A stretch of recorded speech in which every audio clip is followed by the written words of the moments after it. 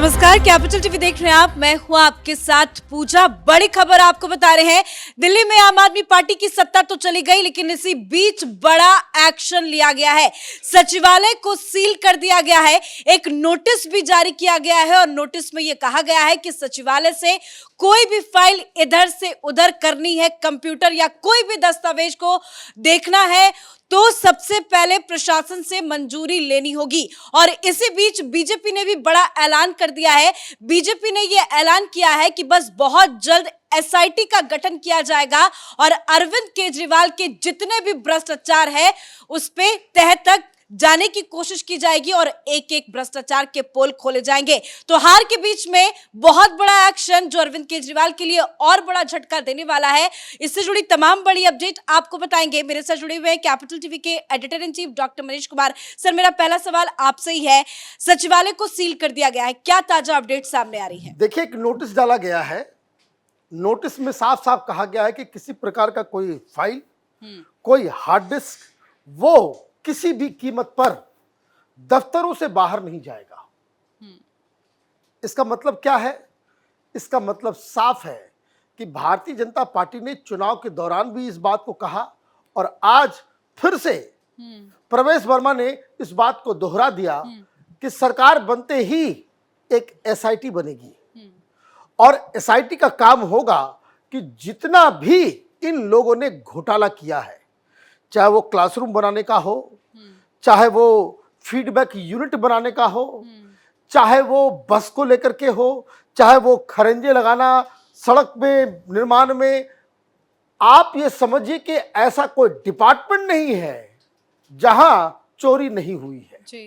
कहने का मतलब ये है कि जिस व्यक्ति ने भ्रष्टाचार के खिलाफ आवाज उठाकर सरकार बनाई इस वादे के साथ कि हमारे पास शीला दीक्षित के खिलाफ 300 पेज का हमारे पास पूरा का पूरा दस्तावेज है, सबूत है, सरकार बनते ही शीला दीक्षित को जेल भेजेंगे। भारतीय जनता पार्टी बयान तो नहीं दे रही, लेकिन सरकार बनने से पहले ही एक्शन चालू कर दिया है। ये साफ साफ संकेत है। तो कहने का मतलब ये है कि 3-4 चीजें होंगी। एक, जो तमाम सीएजी की रिपोर्ट जिसे छिपा करके रखा केजरीवाल, वो पेश किया जाएगा। तमाम घोटाले के जो आरोप लगे हैं, जिनके कागजात को, जिनके दस्तावेजों को ये छिपा करके बैठा हुआ था, उसको लेकर के कार्रवाई होगी।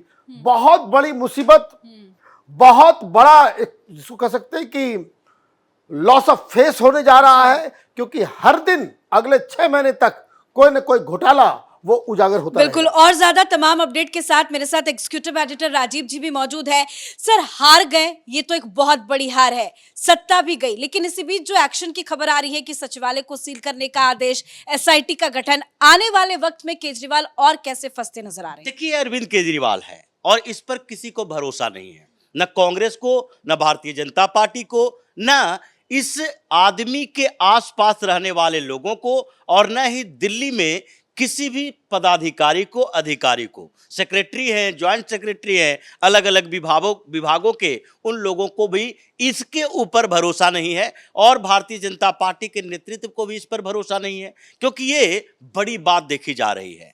यह तो ऐसा तो नहीं है कि सत्ता परिवर्तन सिर्फ दिल्ली में हुई।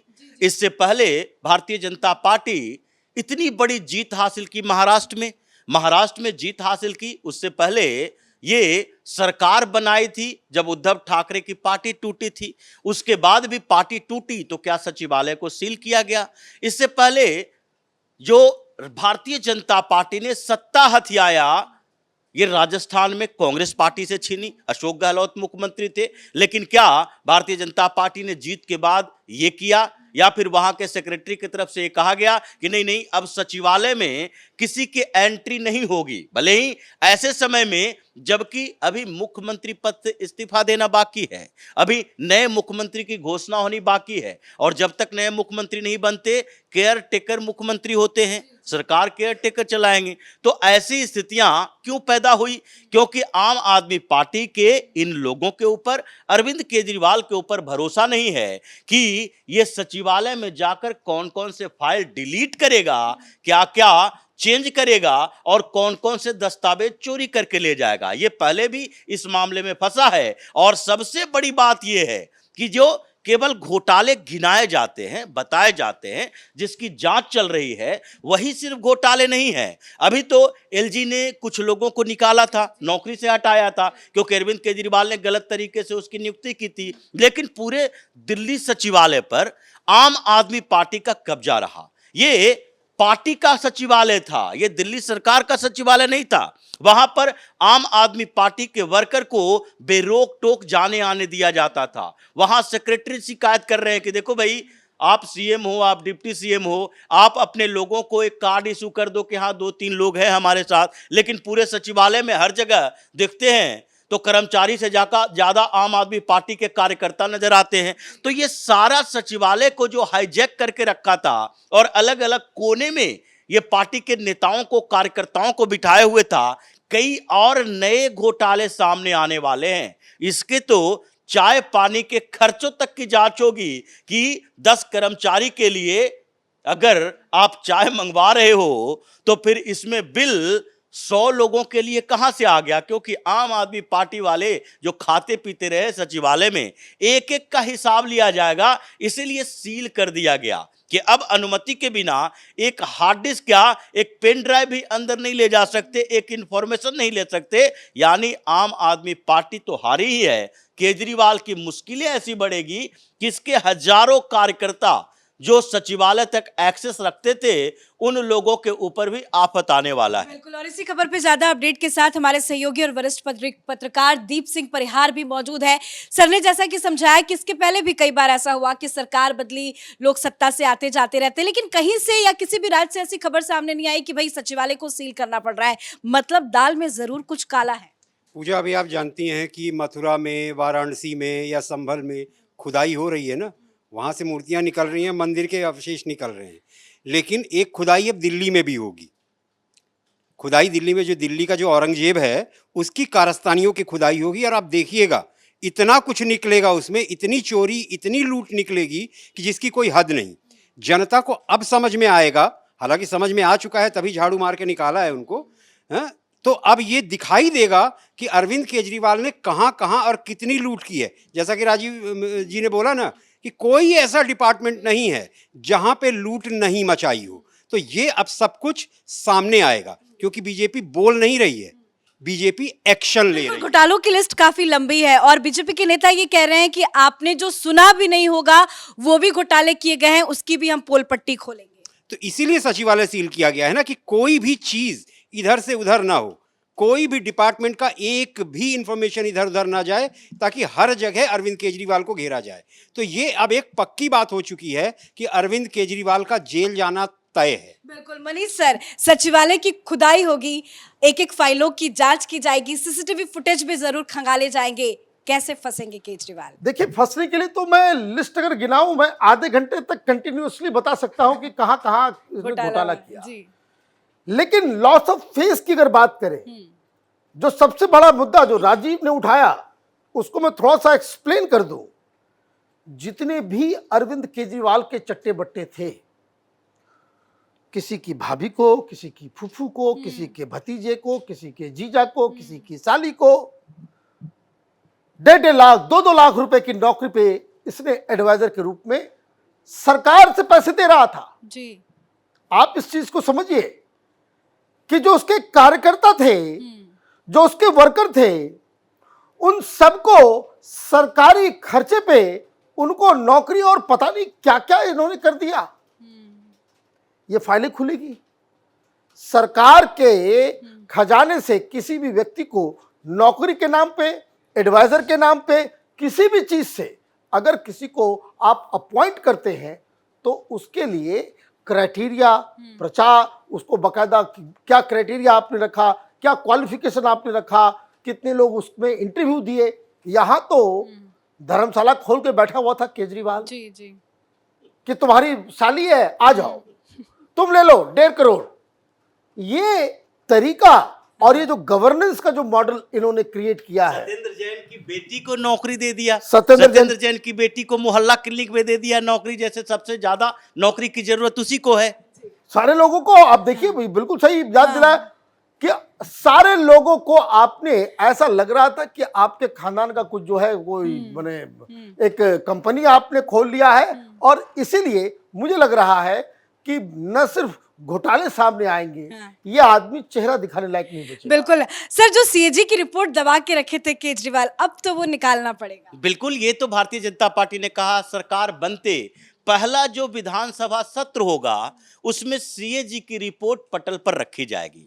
और फिर अरविंद केजरीवाल के लिए दुर्भाग्य की बात है, या फिर वो खुशी की बात कह सकती है कि अरविंद केजरीवाल इस बार चुनाव हार गया, विधानसभा में होता तो ज्यादा अच्छा होता भारतीय जनता पार्टी के लिए। लेकिन उनके सामने जो खड़े थे वो ऐसे व्यक्ति थे कि अरविंद केजरीवाल के लिए वो सौभाग्य भी नहीं छोड़कर गए। उसके लिए तो दुर्भाग्य की बात होती अगर केजरीवाल सामने हो और एक एक सीएजी रिपोर्ट में डिपार्टमेंट के ऑडिट करके उसके मुंह पर तमाचा जड़ा जाए तो ज्यादा अच्छा होता। लेकिन केजरीवाल ये देख नहीं पाएगा। हालांकि ये आतिशी मार लेना रहेगी विधानसभा में, और आतिशी मार लेना की स्थिति ये हो जाएगी हर रोज विधानसभा के अंदर जो पहले भारतीय जनता पार्टी के लोग बोल नहीं पाते थे, वहां पर इसके 8 विधायक, इनको बोलने ही नहीं दिया जाता था।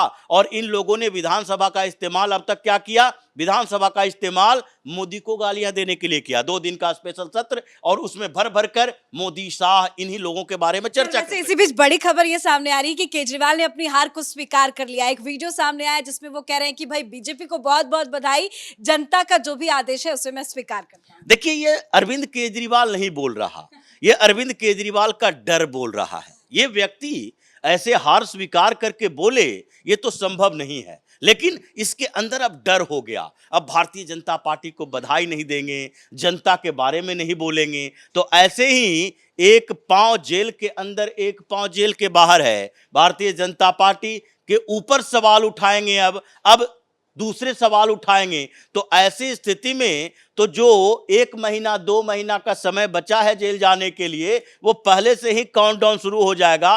केजरीवाल ने पूरे दिल्ली में अपने लोगों को एडजस्ट किया, हर विभाग के अंदर इसके लोग एडजस्टेड हैं। यहां तक कि नाइट शेल्टर में उसकी कमिटी बनाई गई। इन्होंने क्या झुग्गी झोपड़ियों के लिए कमिटी बनाई और उसमें 20-20 लोग एडवाइजर के तौर पर, उसके बाद उसके कमेटी के सदस्य के तौर पर ये 2-2 लाख 2.5 लाख की सैलरी पर जो लोगों को रखा था उन सब से उसकी वसूली की जाएगी। क्योंकि एलजी ने पहले ही कह दिया है कि अगर कोई भी एक वैकेंसी भी अगर निकली है तो उसमें ये आपको तय करना पड़ेगा कि उसके लिए क्वालिफिकेशन क्या होना चाहिए, उसमें आप रिजर्वेशन का ख्याल रखे हैं कि नहीं, ओबीसी के लिए कितनी सीटें हैं, एससी एसटी के लिए कितनी सीटें हैं। इसलिए ये सचिवालय का सील किया जाना अरविंद केजरीवाल के लिए एक बड़ा, दुगना बड़ा झटका होगा कि अब जेल का दरवाजा आम आदमी पार्टी के नेताओं के लिए हमेशा खुला रहेगा, एक एक करके जाना है। लेकिन इस बार की मुसीबत ये होगी सर केजरीवाल के लिए, क्योंकि जेल तो जाएंगे, पहले भी जेल गए, बड़े बड़े नेता